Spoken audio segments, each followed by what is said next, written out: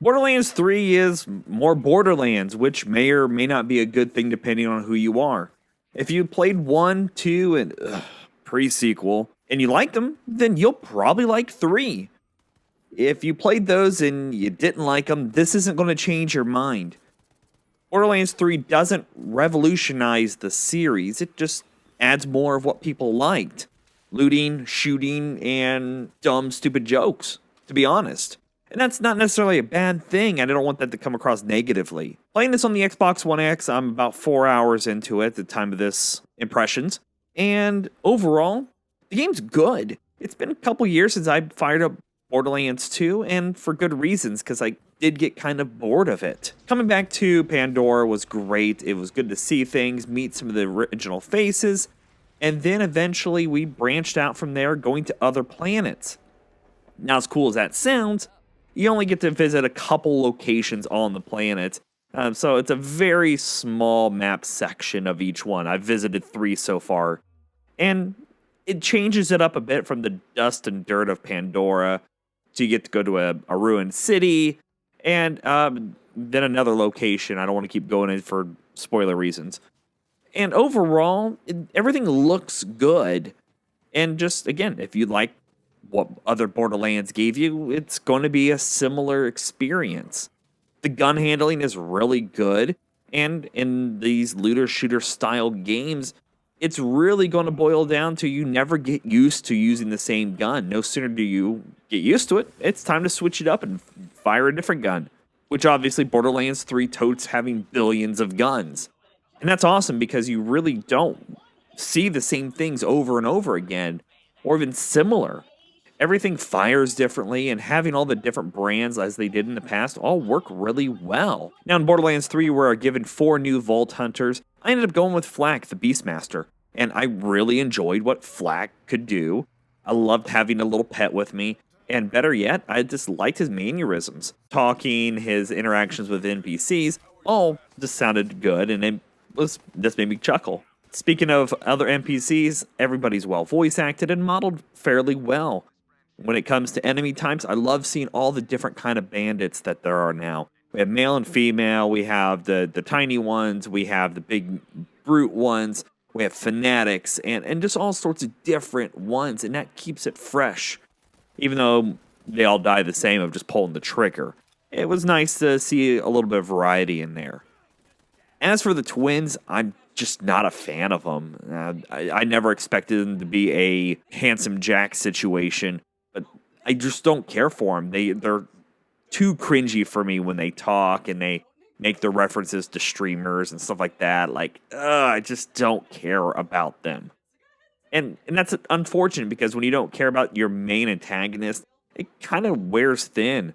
And so does the story. It's nothing, again, so far, it's a Borderlands story. You're forced off planet to try to put together this map that we've been chasing for episodes of where the vaults are and how to open them and what's inside of them and everything in between.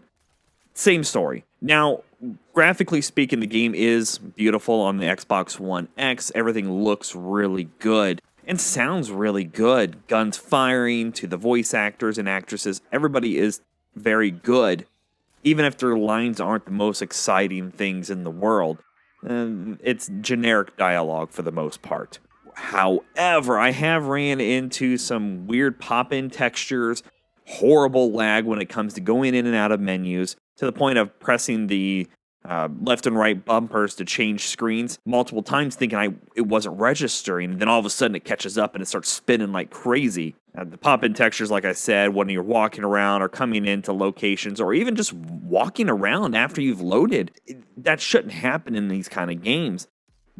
Gearbox being a AAA developer as they are, I don't expect this kind of stuff to happen. And worse yet, during my main mission, I actually had an NPC that was walking and talking. All of a sudden, they stopped walking, didn't proceed any further. They just kept talking their normal NPC lines, like if you'd come up to them in between missions.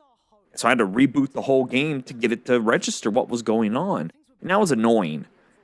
It's little things like that that really pull you out of the experience of a AAA game and go, okay, what's going on here? When it comes to humor in the game, it is Borderlands humor. You're going to get the same sex jokes. Welcome to Who Wants to Bang a Bazillionaire? The rules are simple. Each contestant has a token. Whoever gets 4 tokens first wins a single serving of yours truly. I'm talking sex stuff! 2 rounds if I've got the juice. You're going to get the same poop jokes, crap jokes, whatever you want to say, just the cringy stuff. And I don't know if it's because of me being older now. Some of it's funny. I get some chuckles, and other times I don't. I just keep going about it. I hope Reese knows what he's doing. Lilith says he's one of us, but can't trust a man with a mustache. That's just science. It just kind of wears thin on you because, again, it's not anything different than what we had prior. We had these exact same jokes and funny moments throughout 1, 2, and pre-sequel. And that's an unfortunate thing. They could have built more on this, but I felt like they went too safe in keeping the same. Now, with all that said, is the game bad? No, I don't think it's bad at all. I think it's still a very solid game. Just not the Borderlands I was hoping for. Yes, it's more of the same, and we kind of expected that, especially through early testers and influencers taking a look at the game. But I wanted there to be somewhere down the road a better experience. Again, the game's not bad. I think it's still worth playing, especially if you have friends. Having a 4-man team going into this is gratuitous fun, and you can have a blast doing it.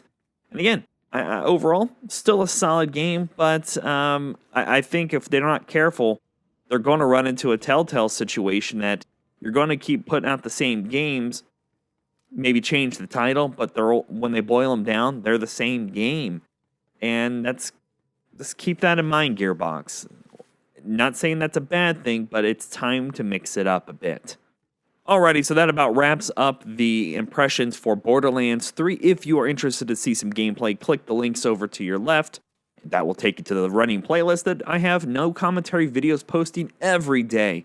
And if you are interested in some other videos, definitely go check out the channel. And until next time, you guys, stay frosty.